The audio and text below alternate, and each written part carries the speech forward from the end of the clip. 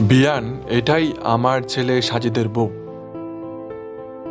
তিতির শাশুড়ি আতিয়া বেগমের কথা শুনে পিছন ফিরে তাকালো অব্রর মা রেহানা বেগম। এতক্ষণ যাবৎ সে তার ছেলে অব্রর গুণগান করে যাচ্ছিল অব্রর হবু শ্বশুর বাড়ির আত্মীয় স্বজনদের সাথে। হঠাৎ আতিয়া বেগমের কথা শুনে পিছনে ফিরে ভূত দেখার মতো চমকে গেল সে। হাত পা জমে অবশ হয়ে আসতে শুরু করলো। মুখ দিয়ে কোনো কথা বের করতে পারল না, শুধু এক ভয়ঙ্কর দৃষ্টিতে তাকিয়ে রইল তিতির দিকে। খানিকটা সময় পার হওয়ার পর ধীরে ধীরে শরীরে বল ফিরে ফেলেছে। এতক্ষণ তার মনে হচ্ছিল সে হয়তো ধীরে ধীরে এপার হতে ওপারে চলে যাচ্ছে, কিন্তু না, সে এপারেতেই আছে। এত সহজে ওপারে পাড়ি জমালে তো হবে না। ছেলের বিয়ে দিয়ে সুখের সংসার না দেখা পর্যন্ত সে মরেও শান্তি পাবে না ভেবে একটা স্বস্তির নিঃশ্বাস ফেলল সে। কিন্তু এই স্বস্তির নিঃশ্বাস বেশিক্ষণ স্থায়ী হলো না। তিতির দিকে নজর যেতেই বুকের ভেতর হাতুড়ি পেটানো শুরু হলো তার। এদিকে তিতির শাশুড়ি এরকম জোর করে অব্রর মার সাথে দেখা করাতে এনেছে তাকে। বারবার এটা ওটা কাজের বাহানা দিয়েও শেষ পর্যন্ত নিস্তার মিলল না তার। শাশুড়ির কথায় আসতেই হলো দেখা করতে। নিজেকে যথাসাধ্য সামলে নিয়েই এগিয়েছিল শাশুড়ি মার পিছু পিছু। কিন্তু হঠাৎ করে অব্রর মা রেহানা বেগমকে দেখে অতীতটা মাথাচাড়া দিয়ে উঠল তিতির মনে। সমস্ত শরীর জুড়ে শীতল রক্তের প্রবাহ বইতে শুরু করল। রতি ছাদে আসতেই হতভম্ব হয়ে দাঁড়িয়ে রইল চাঁদের গেটের পাশে। তার বিস্ময়ের আর সীমা রইল না। কি দেখছে এগুলো সে? তিথি আর তার চাচি শাশুড়ি সামনাসামনি দাঁড়িয়ে কথা বলছে, তাও তিথির শাশুর বাড়িতে। ঠিকঠাক দেখছে তো সে, নাকি এগুলো তার কল্পনা? আর কিছু না ভেবে সে ধীরে ধীরে এগুলো তিথিদের দিকে। চাঁদের ডান দিকে স্টেজ সাজানো হয়েছে। স্টেজের পাশে কিছু জায়গা খালি রাখা হয়েছে। ওখান দিয়ে চলাফেরা করছে লোকজন। তার ঠিক অপর পাশে রয়েছে একটি আম গাছ। লাইটের আলো সেখানে বেশ একটা পড়েনি। আম গাছের ডালের ছায়ায় খানিকটা অন্ধকার হয়ে রয়েছে এ পাশটা।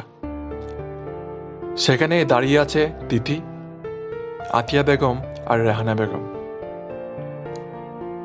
তিথি আর রেহানা বেগম চুপচাপ রইলেও আতিয়া বেগম এক নাগাড়ে কথা বলেই যাচ্ছে। আর তার কথার বেশিরভাগ কথাই তার মেয়ে আরশিকে ঘিরে। মেয়ের গুণগান করতে সে সামান্য পিছু হাঁটছেন না। একবার সুযোগ পেলেই শুরু করছেন তার মেয়ের গুণগান। আর একবার শুরু করলেই থামানোর কোনো ইচ্ছেও দেখা যাচ্ছে না তার মাঝে।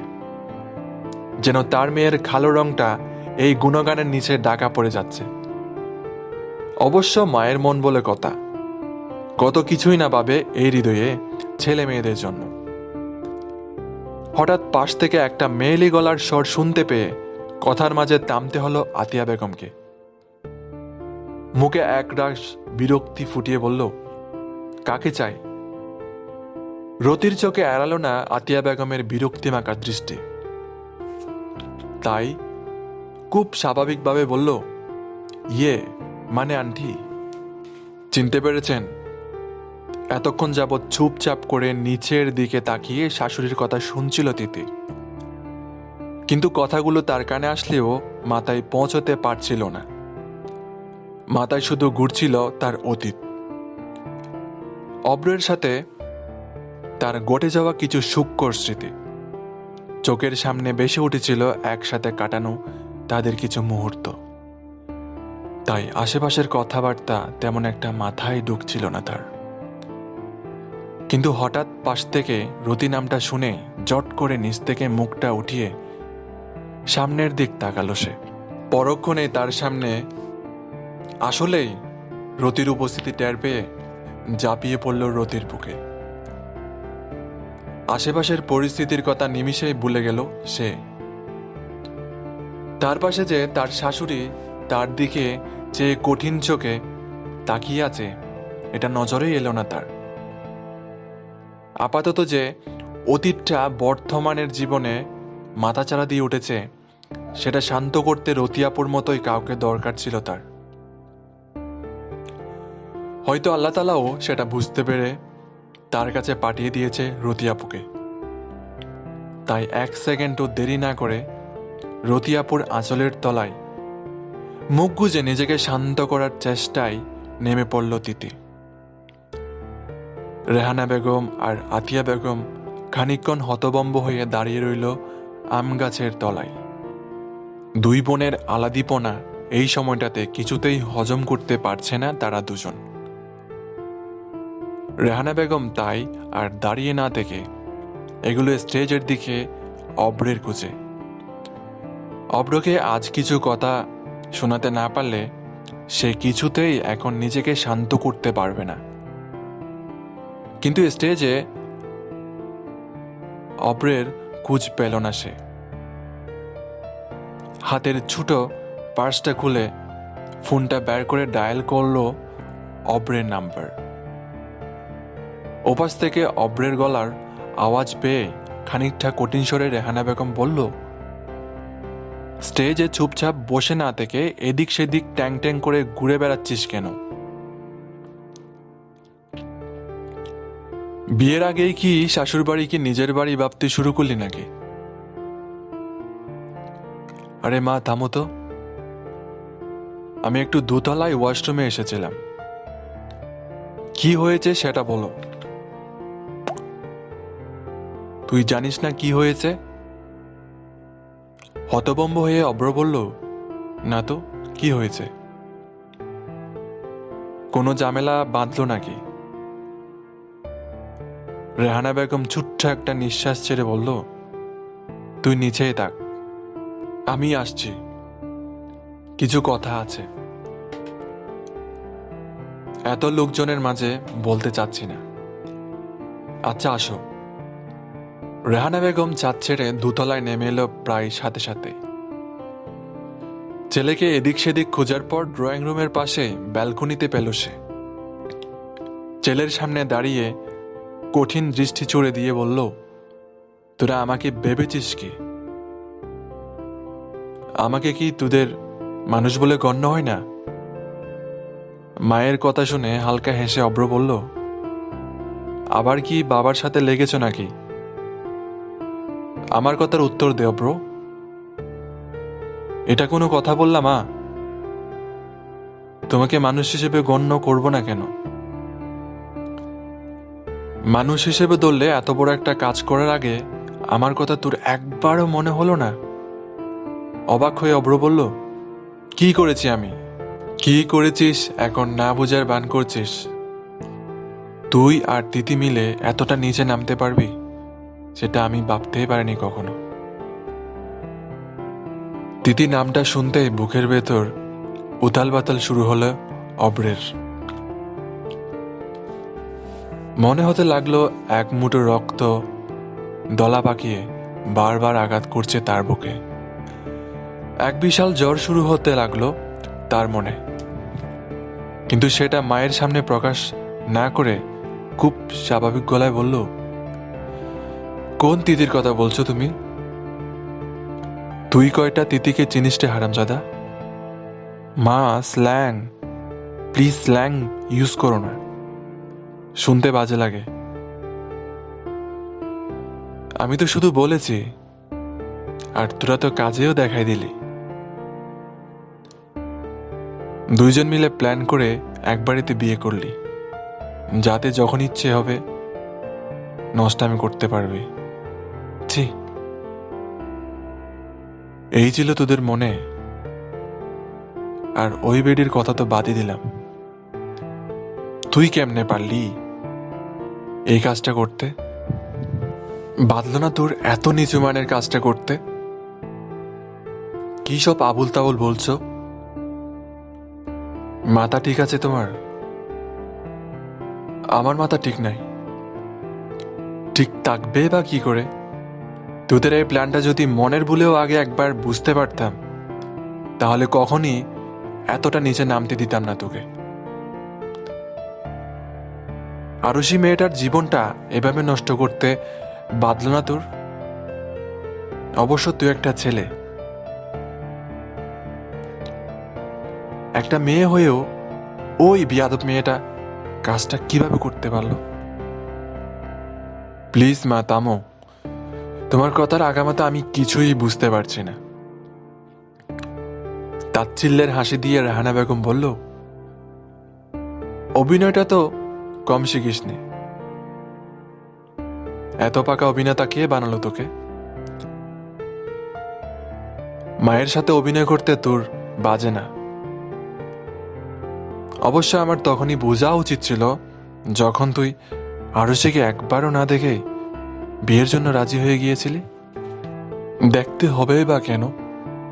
ওই বিয়াদব মেয়েটার সাথে মিলে তো আগে থেকেই সব ঠিকঠাক করে রেখেছিলি। তাই মেয়েটাকে একবারও দেখে বিয়ে করার প্রয়োজন মনে হয়নি তোর। যার সাথে সারা জীবন কাটাবি, তাকে একবার দেখার ইচ্ছেও আসেনি তোর মনে? তখনই আমার বোঝা উচিত ছিল কিছু ঘাবলা অবশ্যই আছে। কিন্তু এত বছর পর যে তোরা এইসব খেল দেখাবি, এটা কখনোই মাথায় আসেনি আমার। রেহানা বেগম খানিকটা দম নিয়ে আবার বললেন, তোদের এইসব নষ্টামি আমি বেঁচে থাকতে হবে না। তোর বাবার সাথে কথা বলে এখনই বিয়েটা ক্যান্সেল করার ব্যবস্থা করব আমি। একথা বলেই তরতর করে ব্যালকনি থেকে বেরিয়ে গেলেন রেহানা বেগম। অব্র কিছুক্ষণ মায়ের গমন পথে তাকিয়ে থাকার পর পাশ ফিরে গ্রিল ধরে দাঁড়িয়ে মায়ের কথাগুলোর অর্থ বের করার চেষ্টা চালাতে লাগলো। রথি এবং তিথির এভাবে এই অসময়ের আধিক্যতাটা কিছুতেই সহ্য হলো না আতিয়া বেগমের। সামান্য সময় দুই বোনকে একান্তে সময় কাটাতে দিয়ে কিছুটা ফাঁকে সরে গিয়েছিল সে।